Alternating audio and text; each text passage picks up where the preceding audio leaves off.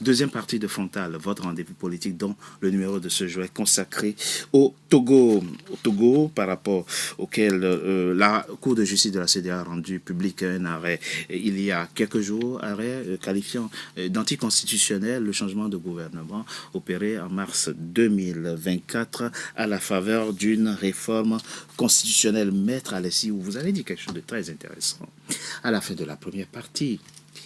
C'est-à-dire qu'une juridiction n'a de valeur et de sens que si elle est capable d'appliquer des sanctions. La décision d'une juridiction. La décision d'une juridiction. Quand on prend le cas d'espèce, quelle aurait pu être la sanction? Oui, alors la sanction, c'est simple. Ça veut dire qu'il ne s'agit pas seulement de faire un constat d'un état de la violation d'une règle de droit. Il fallait aller un peu plus loin en sanctionnant le Togo. Vous dites qu'il n'y a pas de sanction, mais si. Une juridiction, la décision telle qu'elle est, ressemble plus à un avis qu'à une décision. Parce que voici ce que dit l'article. Les États conviennent, voilà, et constituent. Bon, alors je lis. Les États conviennent que l'utilisation entre autres des moyens ci-après pour accéder ou se maintenir au pouvoir constitue un changement anticonstitutionnel de gouvernement et est passible de sanctions appropriées de la part de l'Union. Mais ça veut dire quoi? Les sanctions appropriées. Les sanctions sont à l'article 25. Sauf que le paradoxe ici, c'est que s'il n'y a pas condamnation ferme et formelle, il est difficile d'embrayer sur les sanctions. Alors, vous avez dit quelque chose tout à l'heure qui est très intéressant, c'est que vous dites que vous avez parlé de vol. Oui, moi, c'est exactement cela. Présumé, j'aurais dit. Attention, je ne dis pas que l'infraction était constituée. Moi, j'en sais rien. Non, vous avez je voulais dire les choses de façon triviale. Hein. Je comprends et je vais l'exprimer un peu plus que je comprenne. D'accord. Vous avez votre enfant qui vole un pot de confiture. Et vous le prenez et vous lui dites, mais écoute, la prochaine fois, il ne faut pas voler un pot de confiture. Oui. La prochaine fois. Oui. Alors qu'il a le pot dans la main. C'est ça.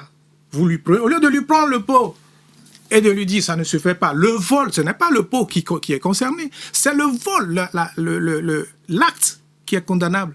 C'est exactement la même chose ici. Vous avez quelqu'un qui viole une règle de droit international, et on lui dit la prochaine fois ne violez plus les règles de droit de cet article-là. Mais ils peuvent violer d'autres. C'est ça ce que ça veut dire. Ça veut dire que la prochaine fois on peut violer d'autres. Pas cet article-là. Non.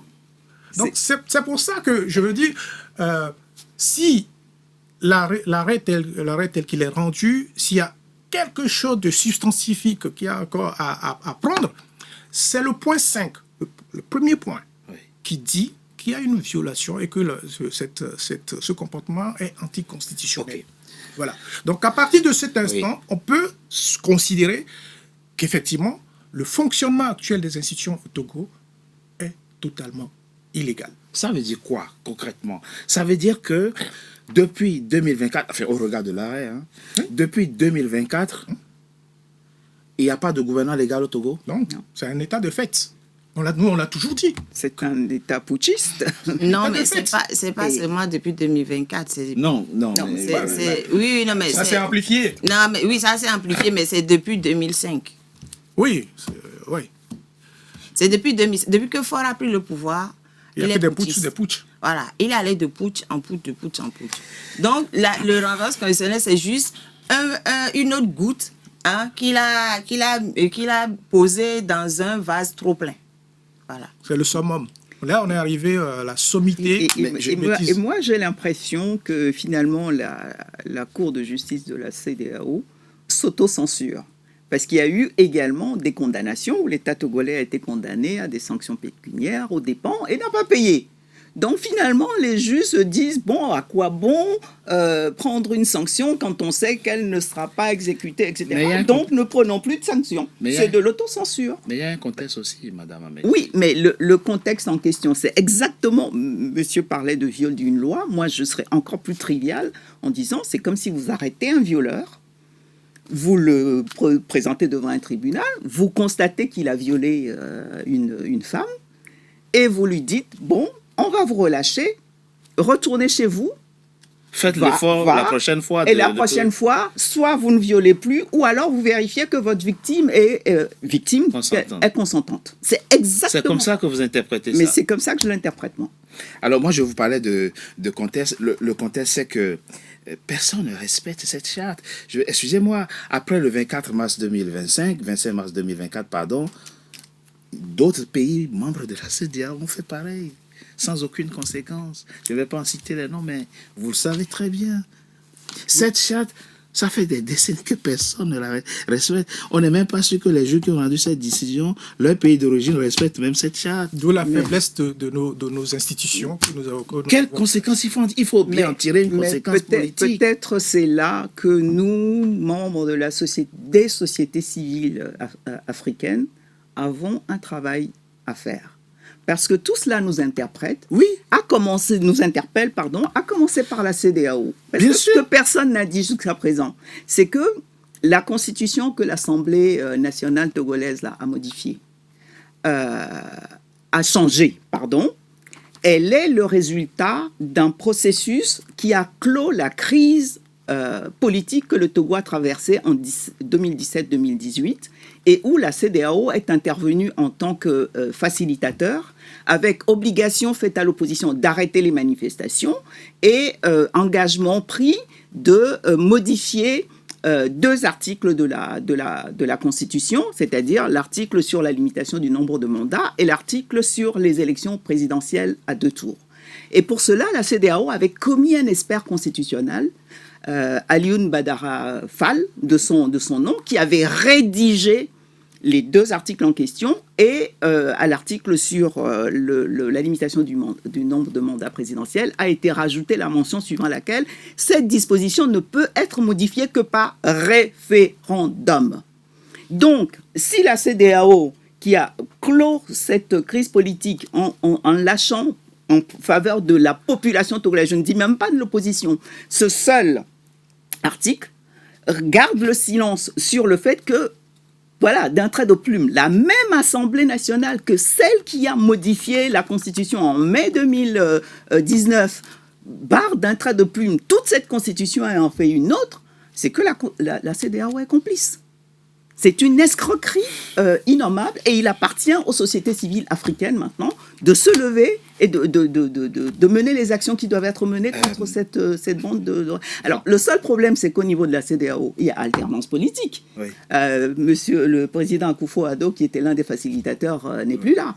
Le président Alpha Condé, qui était l'un des facilitateurs, pour avoir modifié la Constitution, il est là où il est aujourd'hui. Qui n'est pas non plus, qui n'était pas non plus... Buhari n'est plus au pouvoir. Donc, il n'y a plus l'historique de tout ce qui s'est passé, etc. Et c'est notre devoir à nous de rappeler l'historique et de rappeler chacun sa responsabilité.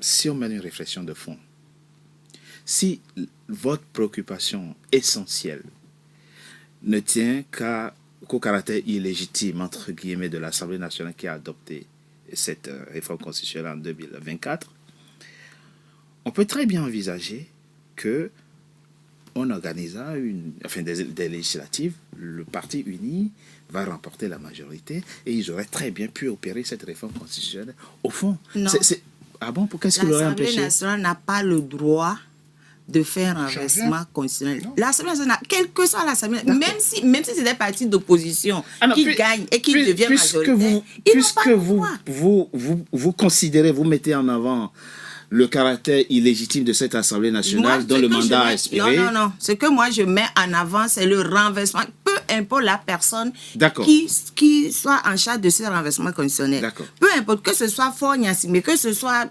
les militaires, peu importe, c'est le fait de renverser la Constitution, c'est ça. Que c'est comme ça que je me lève.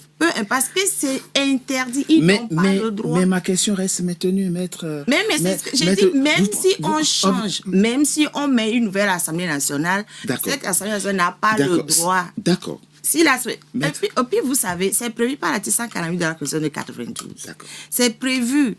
Voilà. Parce qu'ils savent que les gens auront tendance à changer, à modifier, même pas modifier, à faire le rangement constitutionnel pour revenir au pouvoir. Parce que Yadman n'a jamais accepté cette constitution. Pour lui, c'est quelque chose qu'on lui a imposé et il a tout fait pour détricoter cette constitution.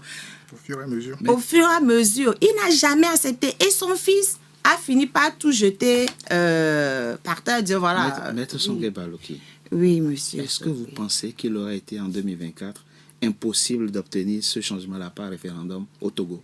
Si vraiment... Comment? Impossible? Ça aurait été impossible. Matériellement impossible? Ils n'ont qu'à le faire. Non, mais je... Mais Que non, de ils l'ont l'ont-ils fait. fait? Mais si c'était facile, pourquoi ils l'ont pas fait? Pourquoi ils l'ont pas Si fait? c'était facile, pourquoi ils l'ont pas Qu'est-ce qui fait? l'aurait empêché? Ils n'ont qu'à le faire. Je le Non, mets mais- au défi de le faire aujourd'hui. Vous voyez, comme on est en train de crier que l'Assemblée, Oui. ils n'ont qu'à le faire. Moi, je veux juste comprendre. Non, mais hein. justement, Oui. c'est parce que Faure Gnassingbé a peur des élections à des suffrages directs.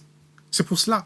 Et encore plus d'un référendum. Le référendum, il n'aurait jamais... C'est vrai? Il n'aurait jamais... Non, il n'a jamais gagné de toute façon aucune élection. Il n'aurait pas gagné le référendum. Et ça aurait créé une crise énorme encore dans le pays. Il le sait. Alors, quand on dit que on ne doit pas changer une république par une assemblée, a fortiori par 19 personnes qui ont fait le projet. La proposition. La proposition, c'est 19 députés. Non, l'adoption. Non, L'adoption, non, c'est la 80. proposition Oui, la Il y a a été proposition. d'abord une menée par proposition 19 Oui. députés. Et après, il y a eu une Voilà. adoption. Oui. Oui. Et ça a été adopté. Alors, en droit, on appelle ce qu'on appelle la règle du parallélisme des formes. Nous oblige à, quand on veut changer une constitution, on doit l'adopter de la même manière que l'autre. C'est-à-dire D'accord, la précédente. la précédente. Exactement. Ça, c'est D'accord, la- c'est-à-dire par référendum. En droit, c'est cela, par référendum, obligatoirement. Vous ne le faites pas, vous violez cette règle de droit. Je vous ai dit que même la Troisième République qui a consacré le parti unique, ça a été fait par référendum.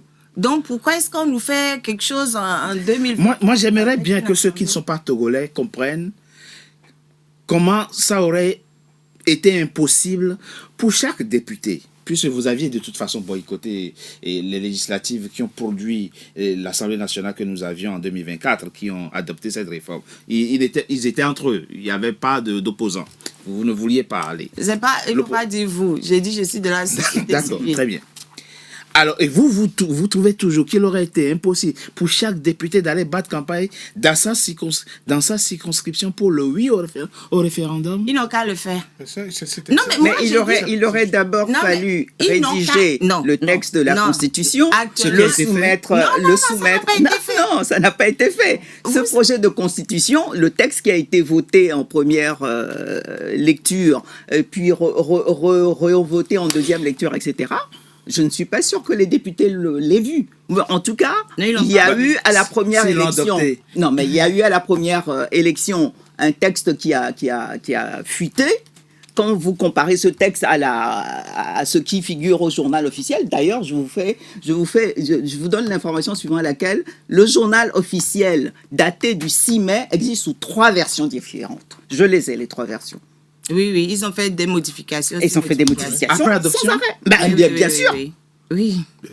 Le 6 mai d'abord, le texte était invisible. Il a été promulgué par communiqué.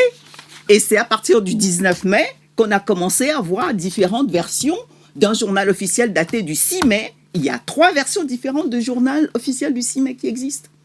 Monsieur Togo, Oui. souvenez-vous, quand on est venu chez vous ici le 5 avril, Oui, on a parlé de cela. c'est ça. Et à cette époque, le 5 avril, on n'avait pas connaissance du texte. Et on vous a dit, même les députés n'avaient pas connaissance du texte. Oui. Le 5 avril 2024. Après, ils ont rendu public le texte. On avait et il y a, juste il y a même eu on avait une tournée à travers tout le Togo Non, il y où a le pas texte eu a de été tournée. vulgarisé auprès de... Non, Non, ils non, ont il y avait voté, pas encore ils le ont texte. voté en première lecture. Et comme il y a eu des remous et les contestations que les partis politiques et les gens de la société civile ont élevées, ils se sont dit, mais on va faire une deuxième relecture. Donc, avant la deuxième relecture, ils ont envoyé cette mascarade de choses en disant, allez consulter les gens. On a consulté qui aussi? On Demander n'a au Togo. consulté personne. Ah Et la demandez aux vulgarisation Togolais a qu'est-ce été que- faite Si, sur... des notables, des chefs Oui, mais elle a religieux. été faite uniquement sur le fait qu'on voulait passer d'un régime présidentiel à un régime parlementaire. Point. Personne n'a vu le texte. Non, mais est-ce que c'est au chef qu'on doit aller parler ou bien c'est à la population? Ah, mais on peut vous vous opposez le fait que ces chefs représentés sont Non, représentatifs. mais non, mais le vote individuel, d'accord? Oui. Le chef ne vote pas pour ces sujets. Voilà, donc on doit parler aux électeurs. On est d'accord. Voilà, donc c'était pas au chef qu'on devait D'où la parler. nécessité d'opérer une réforme et d'opérer la réforme par référendum. Exactement. Je propose qu'on marque une coup de pause, se retrouve dans quelques instants pour la troisième et dernière partie de notre émission. NCA, désormais sur Free. Après son intégration au bouquet Canal+ Afrique, Canal 9 et Canal 573, NCA poursuit son développement et vient d'intégrer le célèbre bouquet Free TV, Canal 426. La chaîne panafricaine renforce ainsi son ancrage aussi bien en Afrique que hors d'Afrique. Le développement de NCA, c'est vous, nos téléspectateurs à travers le monde. NCA, la chaîne panafricaine de référence.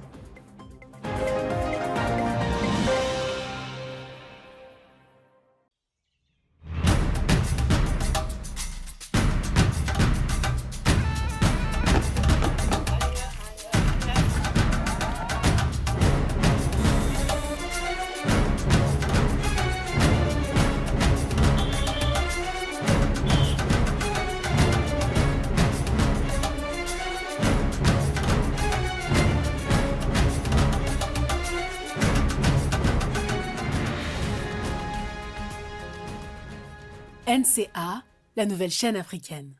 NCA, the New African Channel.